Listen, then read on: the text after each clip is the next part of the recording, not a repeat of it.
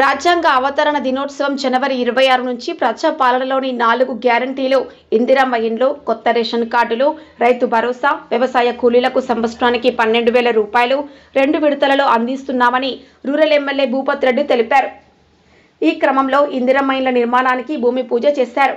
నిజామాబాద్ జిల్లా డిచ్పల్లి మండల కేంద్రంలో మోడల్ ఇందిరమ్మ ఇండ్ల నిర్మాణానికి rural MLA doctor Bhupat Reddy భూమి పూజ చేశారు. అనంతరం ఇందిరమ్మ మోడల్ హౌస్ నిర్మాణానికి భూమి పూజ చేసి పనులను ప్రారంభించారు. ఈ సందర్భంగా ఆయన మాట్లాడుతూ 400 చదరపు ఫీట్లలో ఇంటి నిర్మాణం ప్రభుత్వమే చేపట్టనుందని, నిజామాబాద్ రూరల్ నియోజకవర్గానికి 3,500 ఇండ్లు మంజూరయ్యాయని, దీనికి ప్రతి మండలంలో మండల ప్రజాపరిషత్ ఆవరణంలో మోడల్ హౌస్ ఇందిరమ్మ ఇండ్ల నిర్మాణం చేపడుతున్నామని అన్నారు. రాజ్యాంగ అవతరణ దినోత్సవం జనవరి 26 నుంచి ప్రజా పాలనలోని 4 గ్యారంటీలు, ఇందిరమ్మ ఇండ్లు, కొత్త రేషన్ కార్డులు, రైతు భరోసా, వ్యవసాయ కూలీలకు సంవత్సరానికి 12,000 రూపాయలు 2 విడతలలో అందిస్తున్నామని ఎమ్మెల్యే తెలిపారు. ఈ కార్యక్రమంలో రూరల్ ఎమ్మెల్యే డాక్టర్ భూపత్ రెడ్డితో పాటు MPDO Srinivasarao, tahsildar Prabhakar, PSCS chairman Ramachandar Goud, rural block Congress అధ్యక్షులు పొలసాని శ్రీనివాస్, మండల అధ్యక్షుడు అమృతాపూర్ గంగాధర్, డిచ్పల్లి మండల Congress party general secretary Narender Reddy, మాజీ ఎంపీపీలు కంచెట్టి గంగాధర్, చిన్నోళ్ల నర్సయ్య, కాంగ్రెస్ సీనియర్ నాయకులు కోర్రి రామకృష్ణ, సతీష్ రెడ్డి, డాక్టర్ షాదుల్లా, ఇబ్రహీం, కాంగ్రెస్ నాయకులు, కార్యకర్తలు, మండల స్థాయి అధికారులు, గ్రామ పంచాయతీ సెక్రటరీలు తదితరులు పాల్గొన్నారు. చిన్ను, మండలం డిచ్పల్లి, జిల్లా నిజామాబాద్.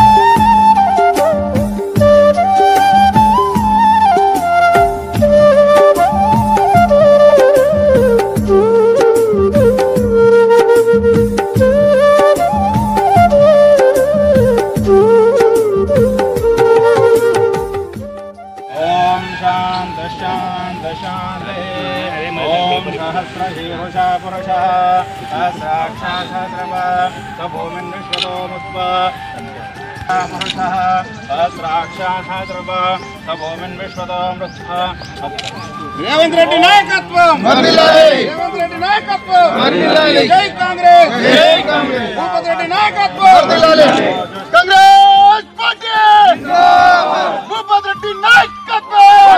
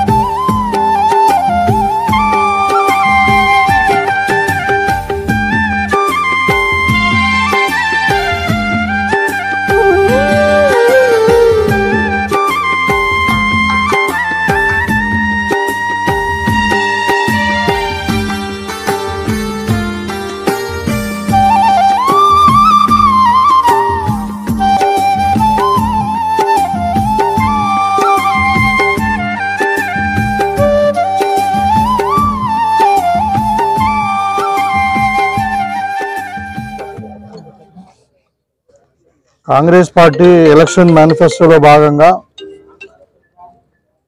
మరి ఇప్పుడు 26వ తారీఖు నుండి 26 జనవరి ఎందుకు సెలెక్ట్ చేసుకున్నామంటే మనకు కరెక్ట్ 75 సంవత్సరాలు మన రాజ్యాంగాన్ని అంటే పరిగణలోకి తీసుకున్నటువంటి రోజు మన 26 జనవరి. సో ఆ రోజు నుండి ఈ 4 స్కీములు ప్రతిష్టాత్మకంగా రాష్ట్ర ప్రభుత్వం అమలు చేయాలని నిర్ణయించింది. ఆ 4 స్కీములు ఏంటంటే, ఒకటి ఇందిరమ్మ ఇండ్లు. ప్రతి పేదవానికి ఇల్లు లేని వాళ్ళకు ఇల్లు కట్టియాలి, ప్లాట్లు లేని వాళ్ళకు ప్లాట్లు ఇచ్చి వాళ్ళకు ఇల్లు కట్టియాలని ఏదైతే మనం ఎజెండాలో చెప్పినామో, ఇందిరమ్మ ఇండ్ల కింద పేదవానికి 5 లక్షల రూపాయలు ఇచ్చి మనం ఇందిరమ్మ ఇండ్లు కట్టియాలా. గతంలో 10 సంవత్సరాలు టీఆర్ఎస్ పాలనలో తీవ్రంగా అన్యాయానికి గురైనరు. ఇప్పుడు మేము ఎలక్షన్ మేనిఫెస్టోలో కాకుండా ఎలక్షన్ ప్రచారంలో కూడా ఎక్కడ ఏ ఊళ్ళో పోయినా కానీ ప్రధాన సమస్య ఈ ఇండ్లదే. కాంగ్రెస్ వాళ్ళే ఇచ్చారు 10 సంవత్సరాల క్రితము, మరి 10 సంవత్సరాల నుండి మాకేం లేవు, మళ్ళీ డబుల్ బెడ్రూమ్ ఇండ్లు ఇస్తామని చెప్పిండ్రు, ఇవ్వలేదని చెప్పి అన్న ప్రధాన ఆరోపణ. సో దాన్ని ఫుల్ఫిల్ చేయడానికి ముఖ్యంగా ఇవాళ ప్రతి నియోజకవర్గానికి 3500 ఇండ్ల చొప్పున, అంటే మనకు 7 మండలాలు అనుకుంటే దగ్గర 7 మండలాలకు మండలానికి ఒక 500 ఇండ్ల చొప్పున మనకు శాంక్షన్ అయినాయి.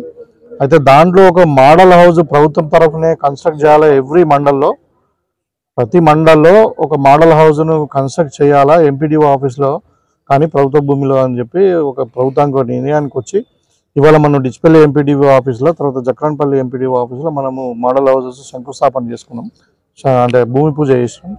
అన్ని మండలాల్లో కూడా చేస్తారు. దాంట్లో ముఖ్యంగా దీంట్లో ఏంటంటే 400 మినిమం, అంటే వాళ్ళు వాళ్ళ భూమిలో వాళ్ళు ఇష్టం ఉన్నట్టు కట్టుకోవచ్చు, కానీ ఒకవేళ వాళ్ళు కట్టుకోలేని పరిస్థితులు ఉంటే ప్రభుత్వమే కట్టియాల్సిన పరిస్థితి వస్తే మినిమం 400 స్క్వేర్ ఫీట్లు అనమాట. 400 స్క్వేర్ ఫీట్లు, అది 18 ఫీట్లతో 22 ఫీట్లతో ఇల్లు ఒక మోడల్ ఇచ్చారు ప్రభుత్వం తరఫున. ఇది మోడల్ హౌస్ కూడా నిన్న కూడా మేము పరిశీలించడం జరిగింది. చాలా బాగుంది, సింగిల్ బెడ్రూమ్ది. దీన్ని మనం స్టేర్ కేస్ పెట్టుకొని పైన కూడా కట్టుకోవచ్చు. తర్వాత ఇంకా జాగ్ ఉంటే పక్క కూడా కట్టుకోవచ్చు. అంటే దిస్ మినిమం మోడల్. అండ్ ఈ మోడల్లో కట్టుకుంటే మీకు 5 లక్షల రూపాయలు పేదవారికి ప్రభుత్వం ఇస్తుంది విడుదల వారిగా. అంటే సో దాని కొరకు సర్వే కూడా జరిగింది.